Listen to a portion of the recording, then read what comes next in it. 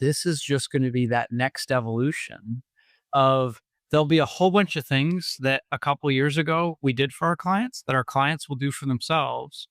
And the imperative will then be to move to the even more complicated questions. And to your point, what are clients going to pay us for? They're going to pay us to find ways to double their market cap. And until we get to CEOs who say, I don't want to double my market cap, I think there'll always be a more complicated set of questions and opportunities out there.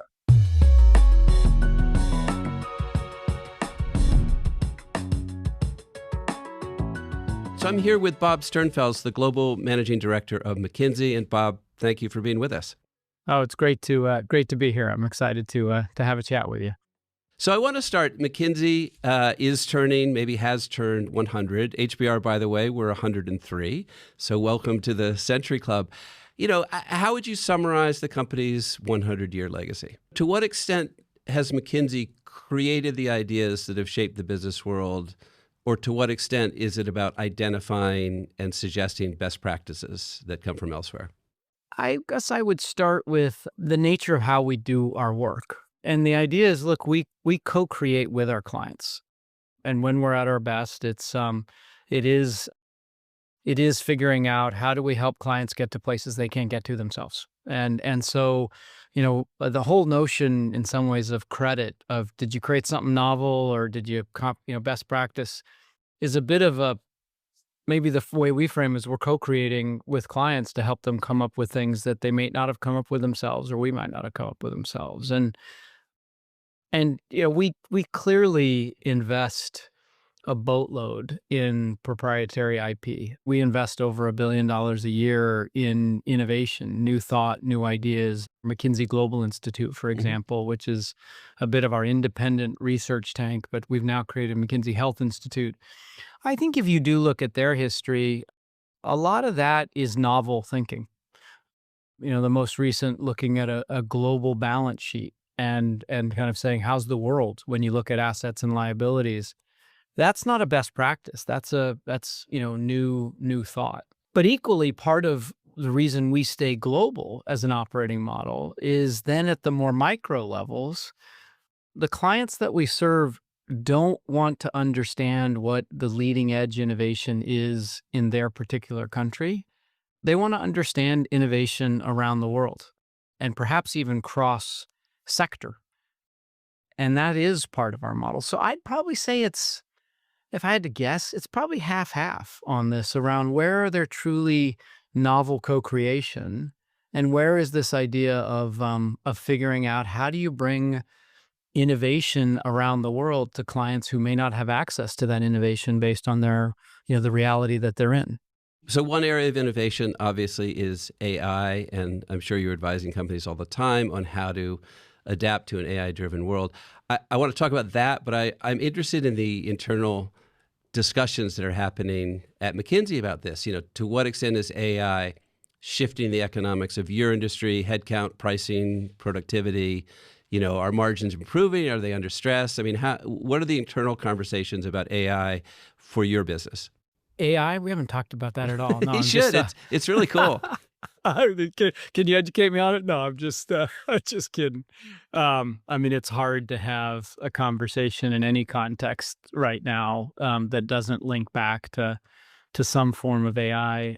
You know, I think this question around AI and how it impacts McKinsey, there's kind of two sides of that coin. There's a client-facing side, and then there's what are the implications on McKinsey. And kind of the way that I summarize it is there's a unique moment to help all of our clients reimagine themselves leveraging this technology. And to be able to do that, we have to rewire ourselves to be able to deliver that.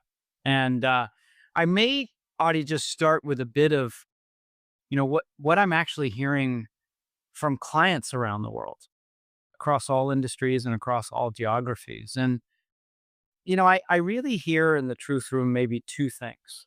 On the one hand, an enormous belief in the potential for this wave of technological change. And that's everything from enormous productivity gains in areas like customer care or back office processes, but also to growth things. If you think about radically shortening the time of drug discovery and what that actually means for longevity and life, and that's top line growth.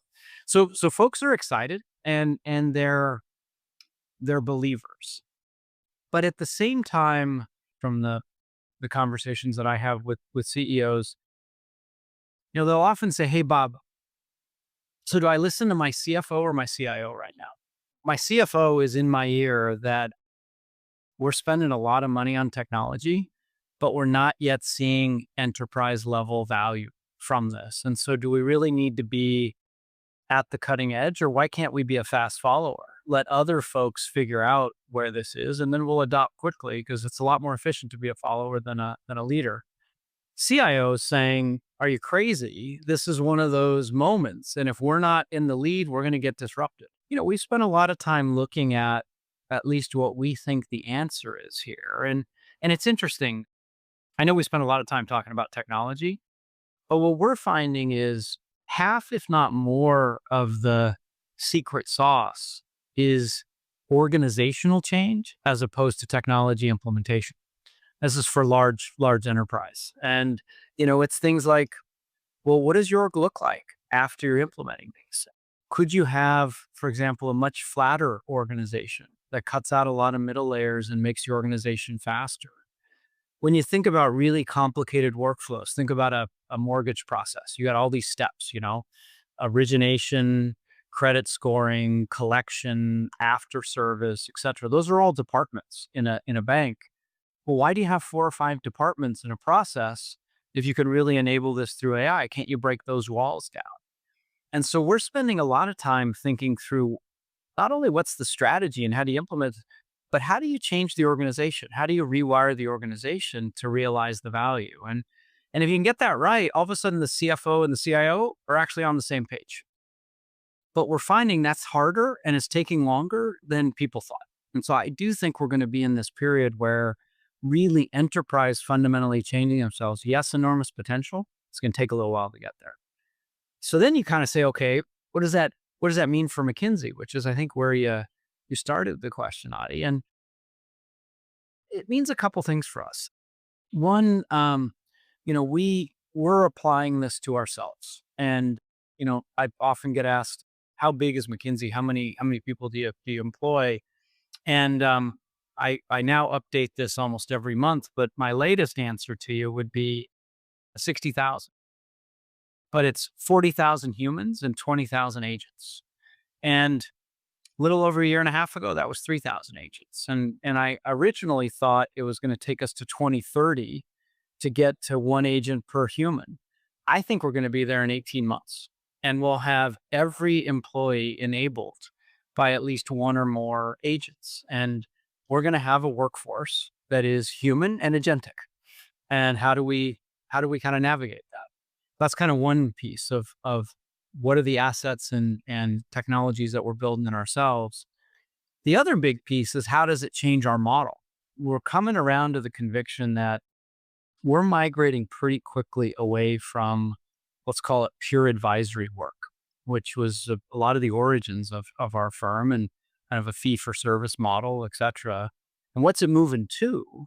It's moving to much more of an outcomes based model where we say, look, let's identify a joint business case together and we will underwrite the outcomes of that business case. And it aligns our interests with our clients a lot more.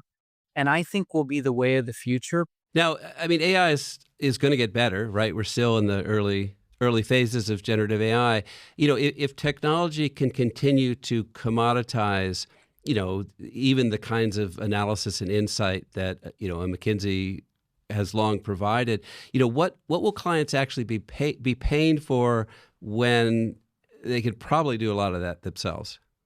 The kind of problems that we have tackled with our clients over 100 years has not been static, Adi. It has changed radically. And even, I'm now considered a dinosaur in our firm because I'm a little over 30 years with us. But the stuff that I did when I joined as an associate 32 years ago, we wouldn't consider even doing right now. Why? Because clients do that stuff themselves. And we are solving much more complicated, interconnected questions with our clients. And I think what this is going to then mean is this is just going to be that next evolution of there'll be a whole bunch of things that a couple years ago we did for our clients that our clients will do for themselves. And the imperative will then be to move to the even more complicated questions. And to your point, what are clients going to pay us for? They're going to pay us to find ways to double their market cap. And until we get to CEOs who say, I don't want to double my market cap, I think there'll always be a more complicated set of questions and opportunities out there. What is the evolving skills profile then of a management consultant? What are you do you even know yet? I mean, what are you looking for in new hires? And that must be evolving pretty quickly. I might frame it in what are some things we're confident about now? And then what are some things we're exploring?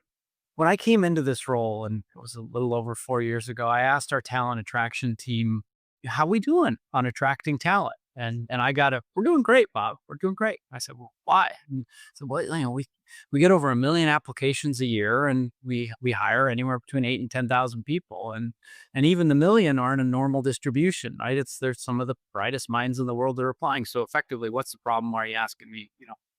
Let me go back and do my job. And I kind of kept asking the question, but well, how many profiles are we really looking for? What are we systematically screening out? And it turned out that really, when you boiled it down worldwide, there's really only 500 pathways that would lead you to McKinsey. And that wasn't tying with what our own organizational research was saying, that the half-life on skills was getting shorter, that people were too focused on paper ceiling because you have the right credentials. And so we actually applied analytics on ourselves and took the last 20 years of data and said, what are the skills and characteristics that are most likely to make partner in McKinsey? Because it's not perfect, but it's kind of a marker of success. Only 1 in 6 hires make partner. And it turned out we had some bias in our system. I'll just give you, I mean, it was McKinsey, so we had like 50 different implications, but I'll give you the biggest 3. One was that we were too focused on, did you have perfect marks versus did you have a setback and recover? And the applicant who had a setback and recovered was more resilient and more likely to be a higher probability of making partner in McKinsey. And we weren't screening for that. So we've changed the process to look for resilience in the application process. It may sound shocking, but we weren't indexing enough on, had you had real experience in a significant way working with others?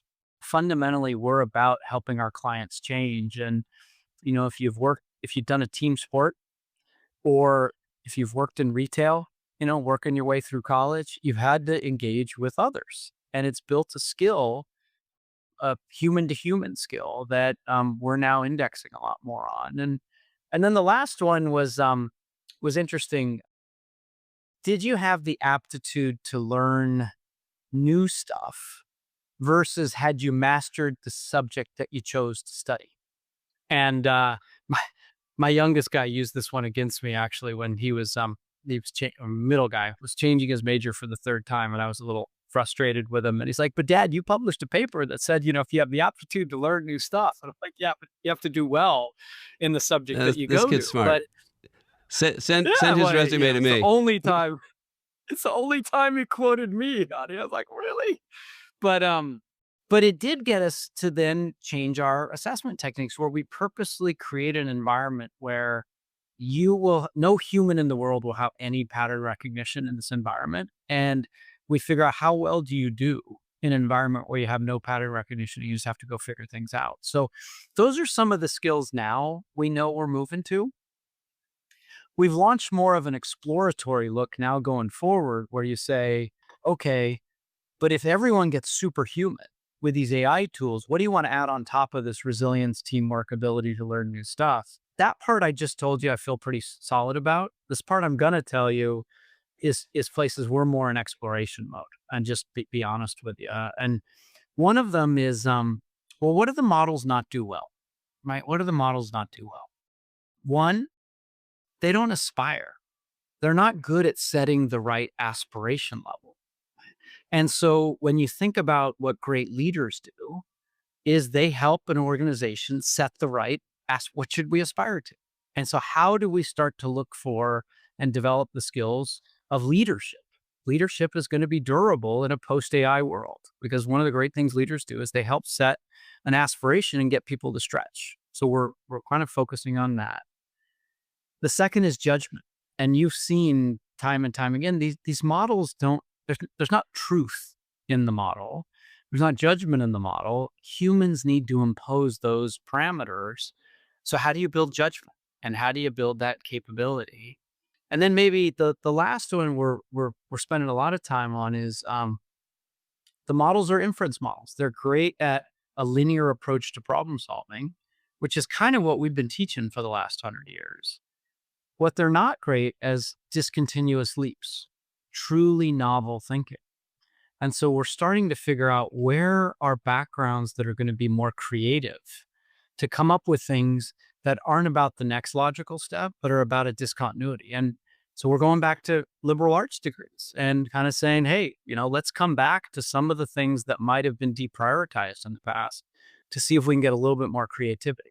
We've sort of looked back, we've looked forward. You've talked about some of the celebratory stuff that's going on. I need to ask though, you've also had your share of unwelcome publicity in recent years, and I'm talking about OxyContin, bribery charges in South Africa, conflict of interest accusations in the U.S. and elsewhere. How do you account for all of that? How do you look at what happened and why? Well, I'm glad you asked. And, this has been, I think it's been a real soul searching for us starting about 4 or 5 years ago of really two questions, Adi. On the one hand, where should we be more humble and learn from our mistakes?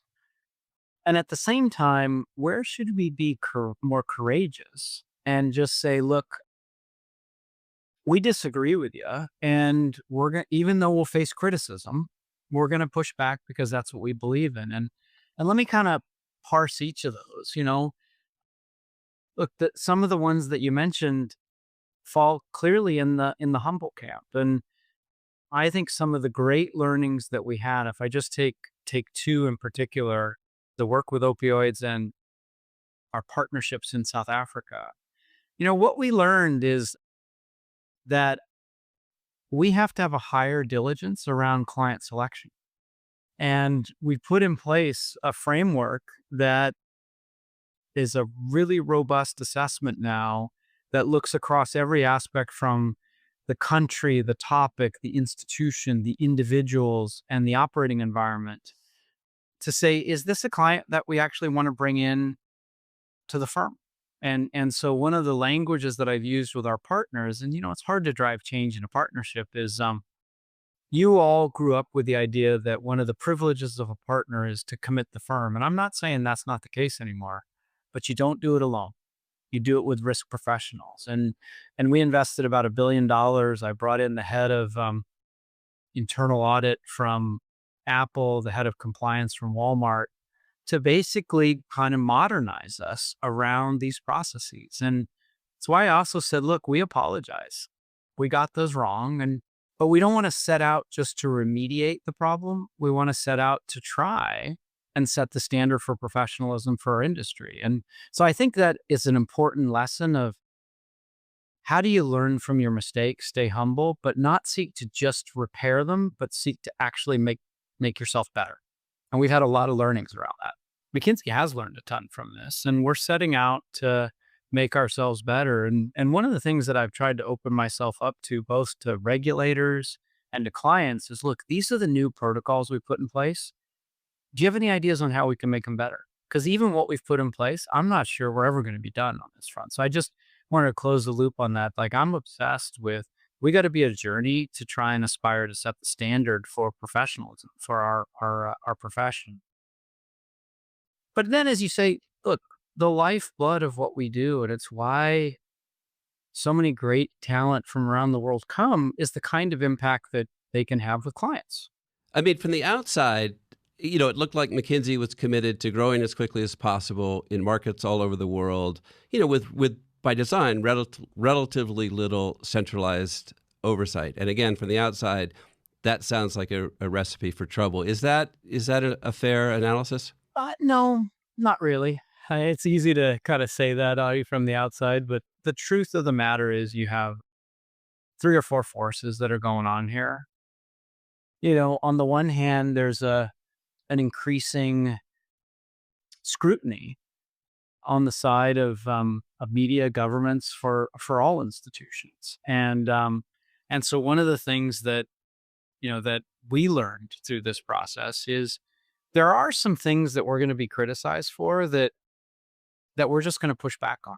We got heavily criticized for our work in hard to abate sectors on their transition issues. And it was, McKinsey's accelerating climate degradation, et cetera. And we pushed back and said, no, look, if you're going to be committed to climate transition, you have to work with the hardest to abate sectors. It's just naive to say that you're going to solve this problem without that. And so there's a portion of this that was rooted in just more transparency, more criticism, and I'm trying to build a bit of thicker skin.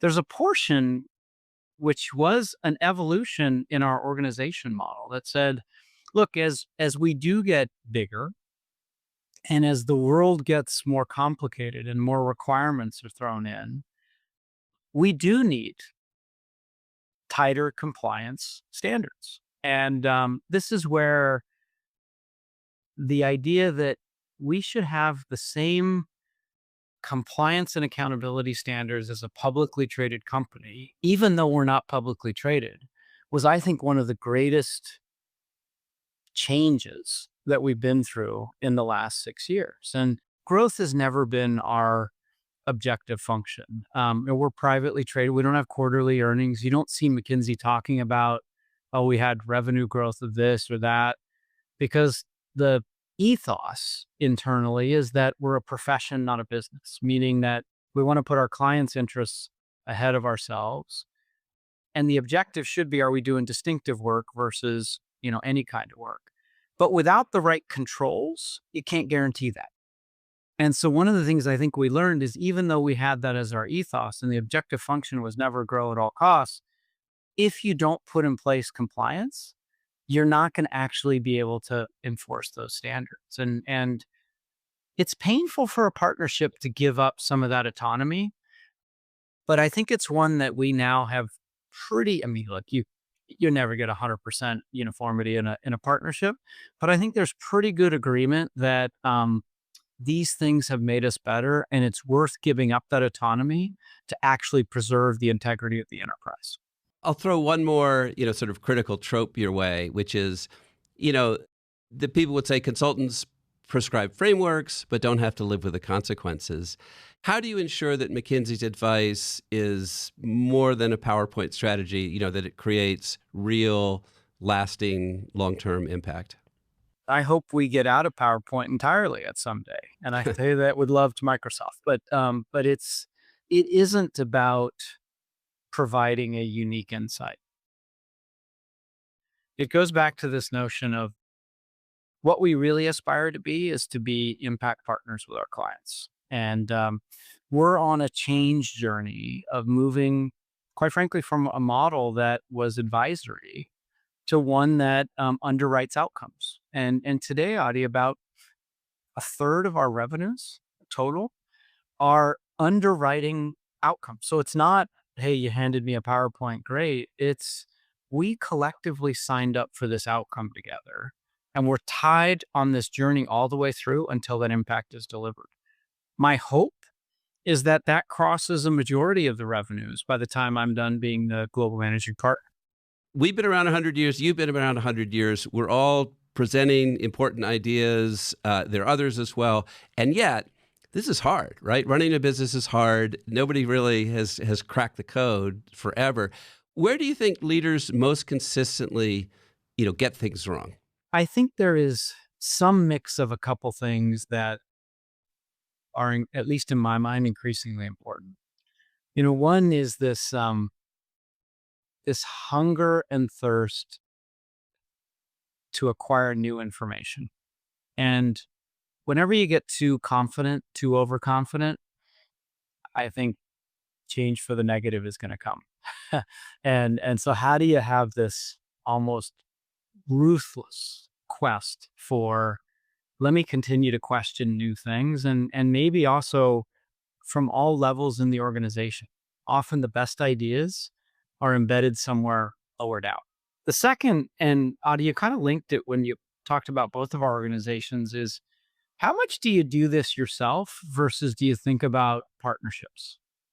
And I think increasingly we're seeing when people collaborate across the value chain, et cetera, you find disproportionate gain. And yet our organizations aren't geared to collaborate well.